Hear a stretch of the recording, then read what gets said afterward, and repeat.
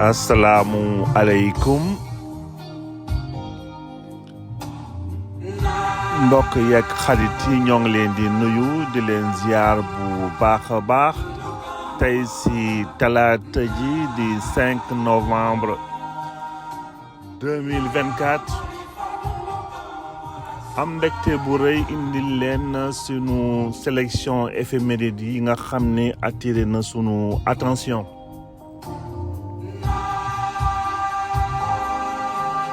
balay commencé sunu ñetti xew-xewu démb yi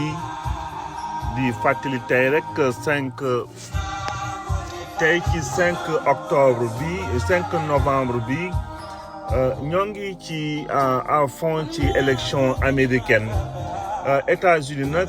5 novembre bi daanaka bëri na ci ay président yuñ ci fal ci bés bi ba ci commencé d'ailleurs ci en 1968 kii di Nixon lañ ko mujjee woon élire waxuñu première élection ou deuxième élection wax ko élire parce que ñëpp xam nañu que Nixon ak scandale bi ñu wax de Watergate moo taxoon amul woon second mandat donc ñu mujjee woon ko daaneel donc Nixon ñoo ngi ko élire woon en 68 en 5 novembre. Par la suite, en 1980, Ronald Reagan moom aussi ci la ñëw nekk président États-Unis ba 5 aussi novembre 96 Bill Clinton mu nekkoon fii vainqueur élection présidentielle premier président démocrate élu après Frank Roosevelt donc bëri na ay kilifa États-Unis bi nga xam ni bés bi moo nekkoon seen bés sa ñan faloon président États-Unis bu loolu weesoo ñu ñëw ci sunu xew-xewu démb yi tey ñu sélectionné ci comme ni ñu ko waxee léegi ñetti xew-xewu démb commencé ko 5 novembre 1913 moo nekkoon parution wu premier numéro bu journal bi ñu tuddee La démocratie du Sénégal donc yàgg na wante prétexte rek pour ñëw encore une fois ñëw ci jaar-jaaru ci sunu média ak presse commencé ko ci date bi di période coloniale aux alentours de l'année 1913 ndaxte parution du journal bi nga xam ni ki ko créé woon di Jean Daramy moom moo permettre woon 4 ans plus tard kii di Blaise Diagne ñu mujj woon ko élire député ci Assemblée nationale française donc dañ ñëw ci jaar-jaaru presse autour de ce journal La démocratie du Sénégal ba ci sunu dernier média yi 5 novembre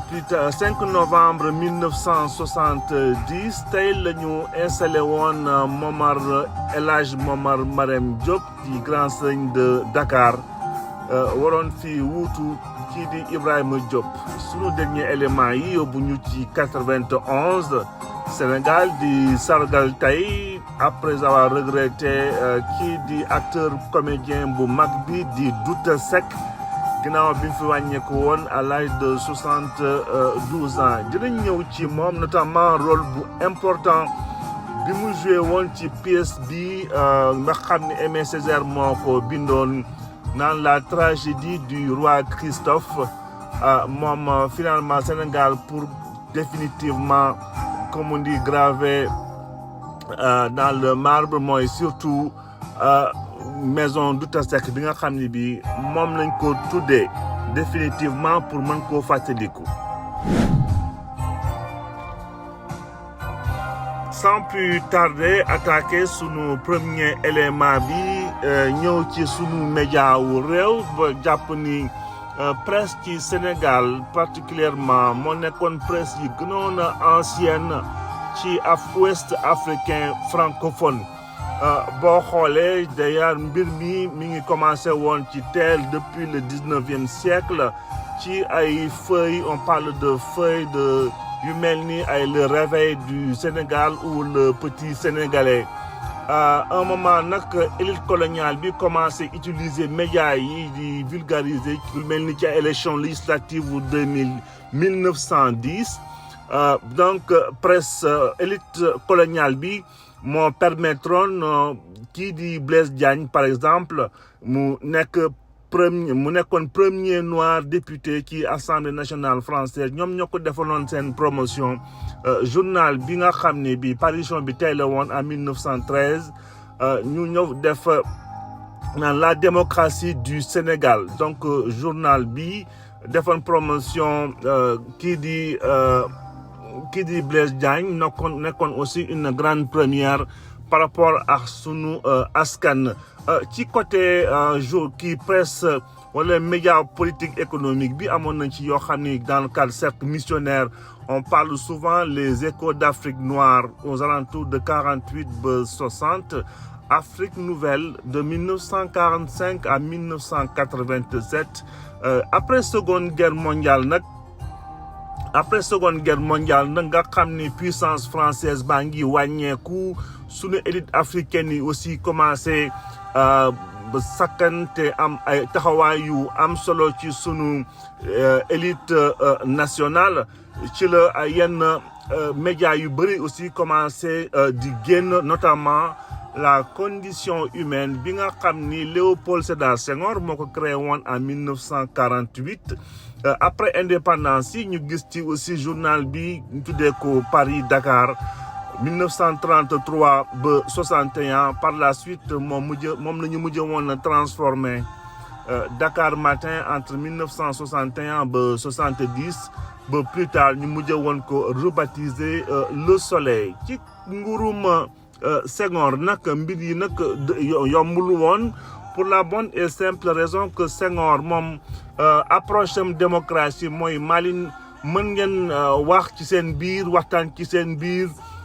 wante loo leen mën a wax ci ay critiques et tout man maa war a mën a nekk ci seen njiit moo tax moom dans son esprit il était en train de bâtir une nation boo xam ne bi il avait besoin d'une unité nationale donc accepté lu woon lépp luy opposition mbaa liberté de presse bi nga xam ni bi d'ailleurs c'était très tôt le que espace colonial presse coloniale déjà amoon acquisition depuis liberté d'expression yi nga xam ne liberté de presse bi nga xam ne amoon na métropole déjà 1881 malgré ça Senghor daawul woon nangu ay yu bëri muy opposition di presse libre ci sunu réew. Bien entendu, ça n'empêche pas mu am ay presse aussi presque opposition yoo xam ni clandestine la woon loolu moo indi woon ay pays clandestin indi woon aussi ay yenn presse yi nga xam ni daawoon na génn à son insu lu mel ni l'écho du Sénégal bi nga xam ni ñoo ngi ko créé woon en 64 ba xare bi en 1969 gis nañ aussi beneen journal bi naan Le Démocrate bi nga xam ni mi ngi ñëw au grand jour en 1974 ou promotion en 76 yooyu yëpp ay presse la xam yoo xam ni daawoon nañu laqatu di bind seen ay critiques par rapport ak seen gis-gisu doxalinu réew mi de Senghor à Abdou Diouf nag Abdou Diouf bi muy commencé aussi nekkoon dans cette continuité wante terewul dans les années 80 mu am un peu de libéralisation comme on dit irrépressible ci secteur bi ba journal bi nga xam ni mooy Takussan ci la soso en 83 Walfadjri en 84 ba Sud Magazine en 1986 Cafard Libéré fekk leen ci en 88 Sud Hebdo aussi en 88 ak Le Témoin ñëw yokk ci liste bi en 1990 Abdou Diouf nag à partir de élection 93 yi la commencé woon dugal tuuti démocratie ci espace politique bekk surtout mu commencé ko nag au niveau des médias loolu moo taxoon sax journal bi di Walf nekkoon hebdomadaire ba 1987 ci 87 à partir de 94 la commencé nag nekk un journal quotidien mu am ñaari chaîne thématique supplémentaire en 2004 yu bëri nag xew na fii jaar yu bëri aussi ci groupe Sud Communication parce que ba mu nekkee quotidien en 93 un an plus tard la ñu créé seen rajo wante surtout ñu mettre sur pied benn messagerie ak seen marketing presse wante ay antennes régionales yu bëri yi nga xam ni ñu mujj woon koo génnee Sud Communication am na encore tey le mérite d'avoir créé cet institut de formation buy former ay journalistes ci sunu réew nga xam ni amul woon lenn loo xam ne daan na ko envier CESTI ci allure boobu nag donc médiatisation du moins libéralisation de la presse Abdou Diouf finalement moo ci mujj woon nekk victime ci élection yi ci jiitu woon législative yi ba élection 2000 yi nga xam ni rajo yi ñoo doon joxe quasiment résultats yi nga xam ne Abdou Diouf prévoir ko woon du tout ci li nga xam ni yéene woon na ko ci presse ci sunu réew donc jaar-jaar yooyu lañ doon tey souligner après première parution wu journal bi La démocratie du Sénégal le 5 novembre 1913 ñëw ci sunu installation wu Grand Serigne de Dakar comme on l'aimait si bien le 5 novembre 1970 donc kilifa ji di El Hadj Momar Marème Diop Grand Serigne de Dakar mu waroon fii wuutu kilifa ji di El Hadj Ibrahima Diop nga xam ni wàññiku woon na fi le 24 novembre 1969 donc kilifa ji Grand Serigne de Dakar donc ñu commencé woon ko installé ci sunu réew depuis 1795 ñu tuddee woon ko ki ci jiitu woon ci Jali Ngoone Mbeng Diop mbaa Jal Diop nga xam ni doom la woon ci Massamba Diop nekkoon ci njabootu wala bokk ci famille bu rëy ci royaume du Kayor suñu dernier élément tey yóbbu ñu ci hommage bu ndaw bi nga xam ni bi bëgg nañ ko ranger kii di Douta Seck. ont connu la traite, la déportation, l'esclavage, le collectif ravalement à la bête, le total outrage, la vaste insulte, que tous, ils ont reçu plaqué sur le corps au visage l'omnignant crachat. Nous seuls, madame, vous m'entendez? Nous seuls les nègres. Alors au fond de la fosse, c'est bien ainsi que je l'entends, au plus bas de la fosse, c'est là que nous crions, de là que nous aspirons à l'air, à la lumière, au soleil.